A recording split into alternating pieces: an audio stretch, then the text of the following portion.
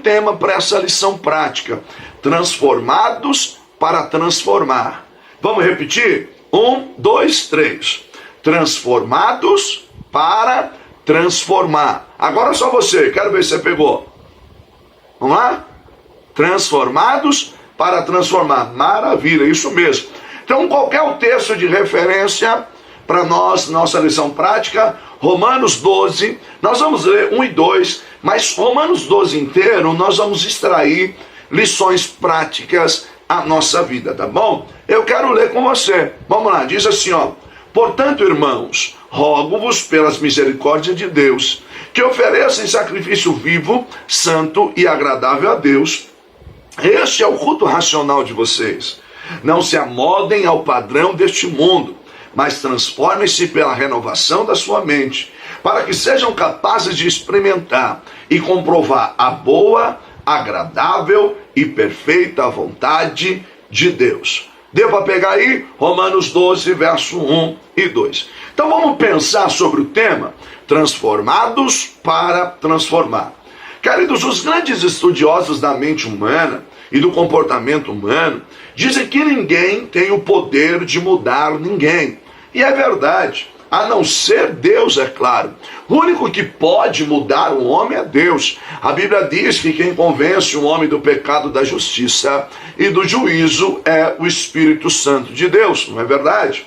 Mas, como diz o doutor Augusto Cury, né, um grande terapeuta, psiquiatra, trabalha, estuda a mente humana, estuda o homem, ele disse que nós não temos poder de mudar as pessoas. Muito pelo contrário, nós temos poder de piorá-las, isso mesmo. Ao invés de melhorá-las, nós acabamos piorando essas pessoas. Todavia, vale lembrar que nós podemos exercer influência. Isso mesmo, eu não posso mudá-los, mas eu posso exercer influência. E aí nós precisamos olhar, existe, né, um dado científico que diz que a humanidade se divide entre 20 pessoas, 20% do que influenciam e 80% daqueles que são influenciados. A grande questão é que influenciar, todos nós recebemos influência e de alguma maneira damos influência. Mas vale lembrar que quando se fala de influência, eu tanto posso influenciar para o bem, como posso influenciar para o mal. Isso mesmo, tanto eu influencio para o bem como para o mal. A grande questão é que você vai influenciar, você vai. Que você vai receber influência, você vai. Mas que tipo de influência você tem recebido, ou que tipo de influência você tem sido aqueles que estão à sua volta? Eu disse que o tema é transformados para transformar. Agostinho foi transformado e transformou. Lutero foi transformado e transformou. John Wesley foi transformado e transformou. Você foi transformado e vai transformar o mundo por onde você passar, tá bom? Então vamos lá. Quando Paulo escreve isso, há um pano de fundo aqui. O que Paulo tem em mente quando ele diz: rogo-vos, pois, irmãos, pela compaixão de Deus, que apresentei os vossos corpos em sacrifício vivo, santo e agradável a Deus. Na verdade, o que Paulo tem em mente aí é o estilo sacrificial da antiga aliança, da oferta, quando as pessoas vinham ao sacerdote, e o sacerdote ali pegava aquele cordeiro e ia oferecer como oferta pela culpa do sacrifício e o holocausto. Essa é a ideia que Paulo tem ao escrever. Portanto, ele vai falar de apresentar, de sacrifício. E aí ele diz que quando nós fizemos isso, esse é o nosso verdadeiro culto. Então eu quero começar a pensar com você, anota aí o primeiro ponto, o verdadeiro culto, isso mesmo. Então ele diz: rogo-vos, pois, irmãos, que apresentei. Então, nesse verdadeiro culto, primeiro tem que haver o quê? Apresentação. Apresentar esse texto expressa a ideia de apresentar uma vez por todas, ou seja, de uma entrega, assim como a pessoa vinha e entregava aquele animal. A ideia de que Paulo está falando é que você faça uma entrega total, ou seja, entregou no altar, não tem mais uma expectativa de volta. É como os noivos, né, no casamento, né? Eles estão fazendo uma aliança ali, e em tese, pelo menos, é que essa aliança tem que ser eterna, né? Mas infelizmente muitos já casam aí pensando em separar, né? Até que a morte os separe. Eu falei eterna, mas até que a morte os separe. Então, primeiro, no elemento deste culto verdadeiro, precisa ter uma entrega.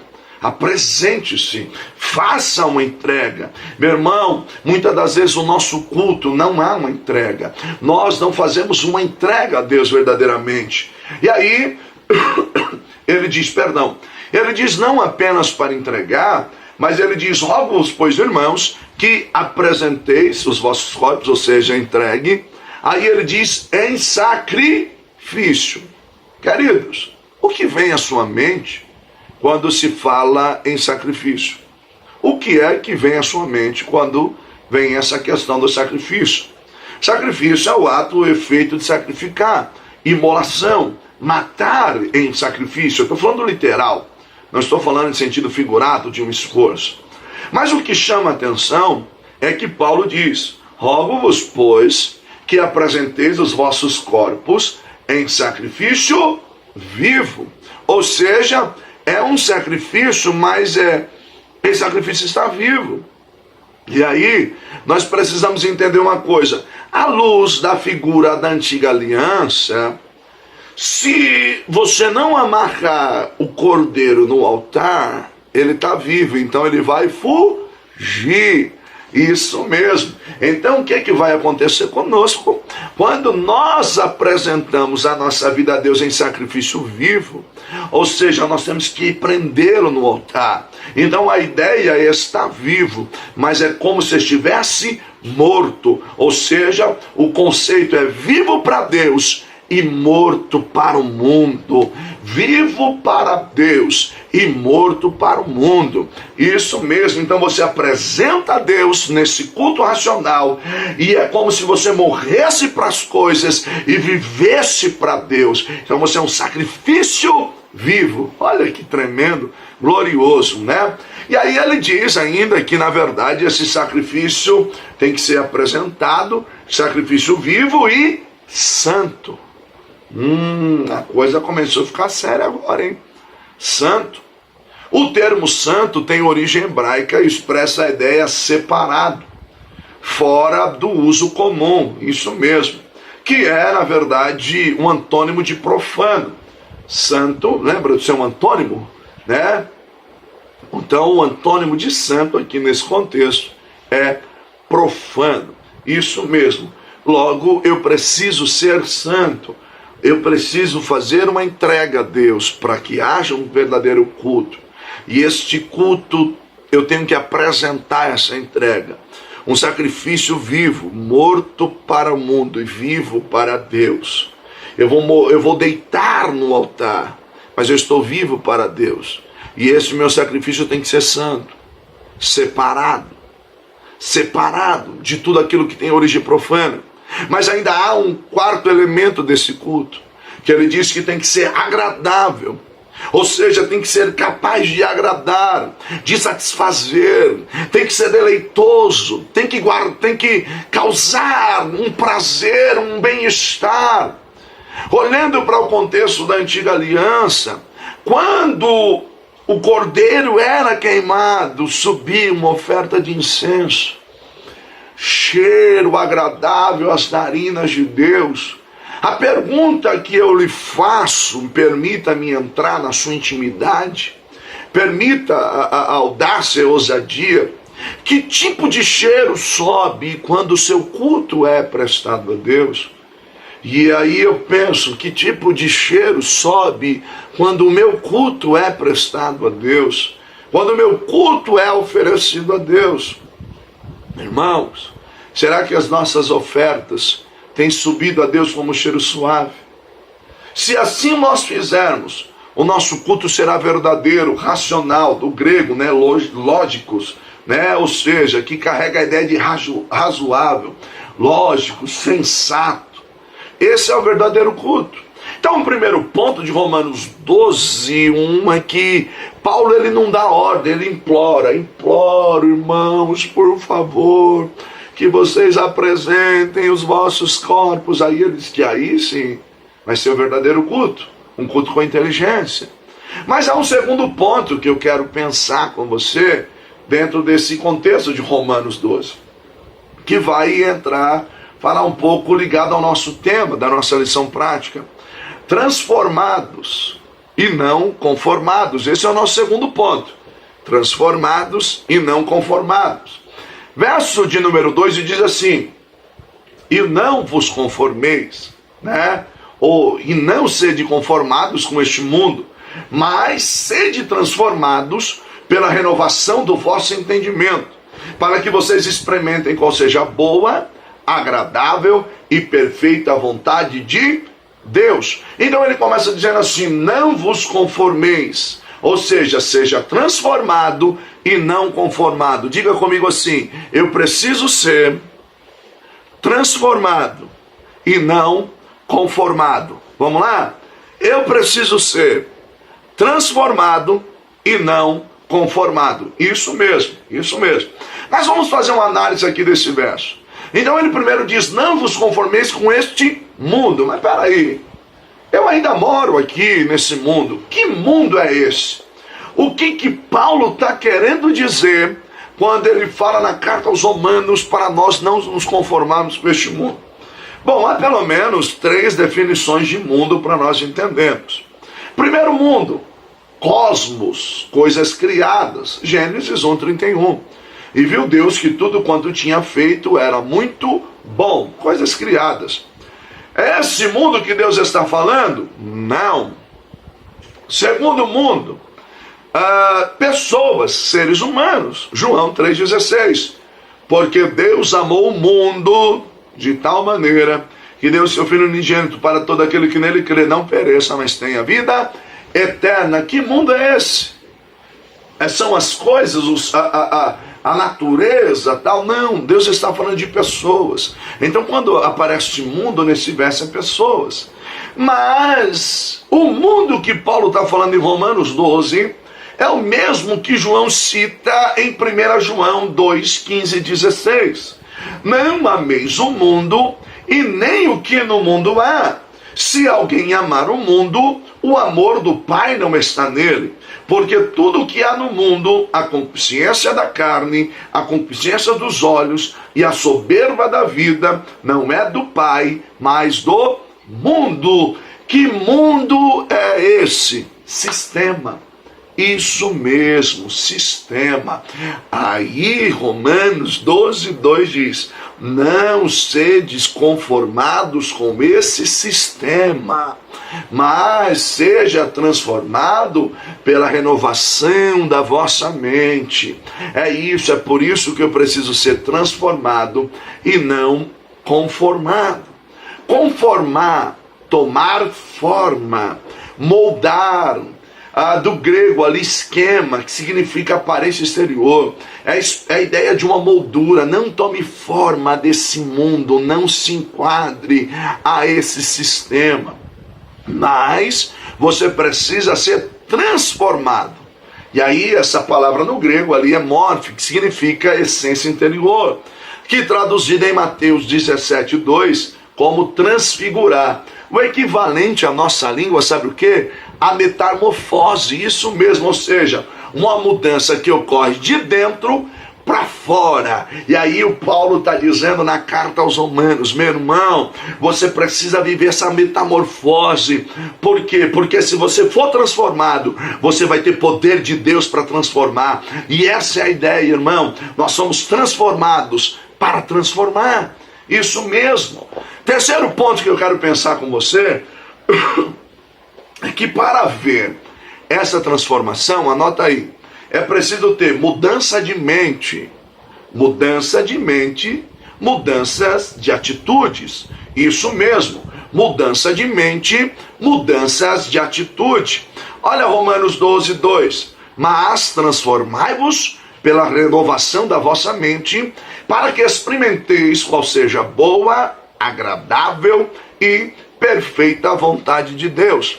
Meu irmão, só existe um meio de nós experimentarmos a boa, agradável e perfeita vontade de Deus. É mudando a nossa maneira de pensar, é mudando a nossa mente.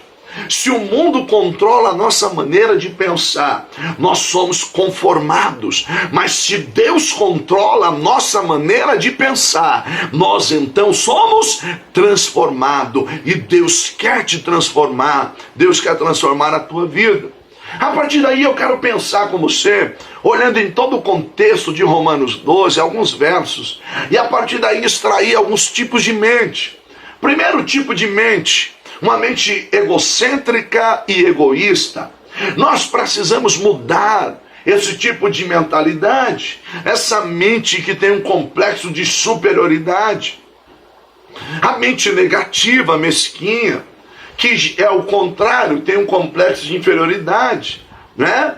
Há uma frase muito legal dos puritanos que eles diziam assim, para quem tinha essa mente mesquinha, negativa: achas pouco o fato de ser amado por Deus? Você acha pouco o fato de ser amado pelo Senhor? E aí Romanos 12:3 diz assim: pois pela graça que me foi dada, digo a vocês, ninguém tenha de si mesmo um conceito mais elevado do que deve ter, mas pelo contrário, tenha um conceito equilibrado, de acordo com a medida da fé que Deus lhe concedeu. Nem de mais e nem de menos. Você quer viver, quer ser transformado? Mude a sua maneira de pensar. Se você é egoísta, egocêntrico, mude. Se você tem um complexo de inferioridade, mude, porque Deus nos chamou para sermos equilibrados. Um outro tipo de mente, mente falsa. Tem pessoas que não sabem ser verdadeiras. Irmãos, ele está conversando com você, mas ao mesmo tempo ele está mentindo, pensando algo que não convém. Romanos 12:9. O amor deve ser sincero. Odeie o que é mal e apegue-se ao que é bom. Ou seja, mude a tua maneira de pensar. Não tenha uma mente falsa, tenha uma mente verdadeira. Sabe por quê, irmão? Tem gente que tem a mente falsa, isso se tornou comum, é verdade. Eu vou te dar um exemplo. Você encontra com alguém e esse alguém diz para você: vai lá qualquer dia lá em casa, e você com aquele sorrisinho amarelo diz: eu vou sim. Mas na sua mente você já está assim: Deus me livre, eu nunca que vou pisar lá. É uma mente falsa. É melhor você falar do que não vai. Eu acho que eu não consigo ir, não é difícil para mim, do que ficar com a mente falsa, é isso mesmo. Uma mente medíocre, aquilo que se contenta com qualquer coisa tá bom, não tem mais fervor espiritual, não busca excelência. Muda essa maneira de pensar. Romanos 12:11. Nunca lhes falte o zelo, sejam fervorosos no espírito, sirvam ao Senhor. Muda essa mente medíocre, tem uma mente fervorosa. Nós precisamos pedir isso ao Senhor. Um outro tipo de mente, mente iracunda, vingativa. Tem gente que é vingativo, vive irado, querendo dar o troco, né? Como diz no mundo aí, bateu, levou. Mas olha o que o texto de Romanos 12 diz para você, e para mim, é claro, né? Romanos 12:17-19. Não retribuam a ninguém mal por mal. Procure fazer o que é correto aos olhos de todos. Façam todo o possível para viver em paz com todos. Amados, nunca procure vingar-se, mas deixe com Deus a ira, pois está escrito: minha é a vingança, eu retribuirei, diz o Senhor. Olha que tremendo. Então nós precisamos mudar essa mente iracunda, vingativa, né? Então nós só vamos provar a boa, agradável vontade de Deus, a perfeita, se nós mudarmos a nossa maneira de pensar. Quarto e último tópico que eu quero pensar contigo nessa lição, anote aí, os tipos de mente que nós precisamos ter. Eu disse aí na lição de número 3 que era mudança de mente, mudança de atitude. Então vim trazendo alguns tipos de mente que nós precisamos mudar. Mas agora eu quero pensar com você sobre os tipos de mente que nós precisamos ter. E essas mentes nós vamos encontrar também em Romanos 12. Uma mente de unidade, isso. uma mente de unidade. Assim também em Cristo nós, que somos muitos, formados um corpo, e cada membro está ligado a todos os outros. Romanos 12:5. Ou seja, uma mente de unidade. Nós em Cristo formamos um corpo, e nós estamos ligados um ao outro. Um outro tipo de mente que nós precisamos ter, uma mente profética. Isso mesmo, olha que interessante.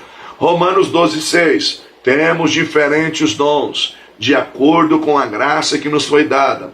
Se alguém tem um dom de profetizar, que use-o na proporção da sua fé. Tem uma mente profética, irmão, uma mente que abençoa, uma mente que no nome de Jesus, eu não estou falando de confissão positiva, não, mas eu estou falando, irmão, de você declarar algumas verdades, porque a Bíblia diz lá em Provérbios, assim como o homem o vê em sua alma, assim ele é. Às vezes nós falamos muita besteira, não é verdade? Mas é tempo de nós termos uma mente profética e declararmos no nome de Jesus que haverá mudança, que haverá milagre, que o nome de Deus há de ser glorificado, que a tua família será uma bênção, que a tua casa será uma bênção, que os teus filhos serão uma bênção, que o teu casamento será uma bênção. Deixa Deus te usar com a mente profética, meu irmão.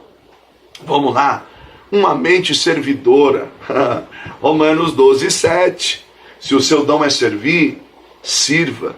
Se é ensinar, ensine. Ou seja, uma mente disposta a compartilhar, a servir, a ajudar, né? Uma mente altruísta. Romanos 12:8. Se é dar ânimo, assim faça.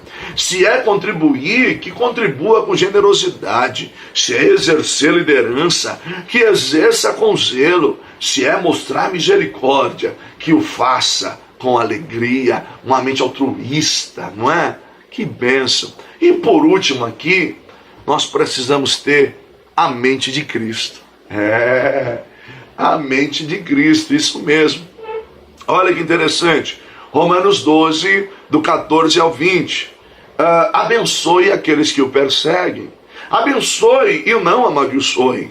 Alegre-se com os que se alegram. Chore com os que choram. Tenham a mesma atitude uns para com os outros. Não sejam orgulhosos, mas estejam dispostos a associar-se às pessoas de posição inferior. Não sejam sábios aos seus próprios olhos. Não retribuam a ninguém mal por mal. Procurem fazer o que é correto aos olhos de todos. Faça todo o possível para viver em paz com todos. Amados, nunca procure vingar-se, mas deixe com Deus a ira, pois está escrito: minha é a vingança, e eu retribuirei, diz o Senhor. Pelo contrário, se o teu inimigo tiver fome, dê-lhe de comer. Vamos ser sinceros? Para uma pessoa fazer um negócio desse, só tendo a mente de Cristo, não é? Só sendo transformado pelo poder do Espírito Santo de Deus. E esse é o poder da palavra. A palavra, ela nos transforma. A palavra transformou tantos homens, continua transformando. E a ênfase na carta aos Romanos: nós somos justificados pela fé, nós alcançamos essa redenção. Deus nos transformou para que nós venhamos transformar. A partir daí nós entendemos, nós temos a mente de Cristo. Então, meu irmão, Deus te transformou para que você possa transformar. Glória a Deus. Que bom, né? Que bom estudar essa palavra. Que Deus te abençoe. Beijo no teu coração e até a próxima aula, se Deus quiser.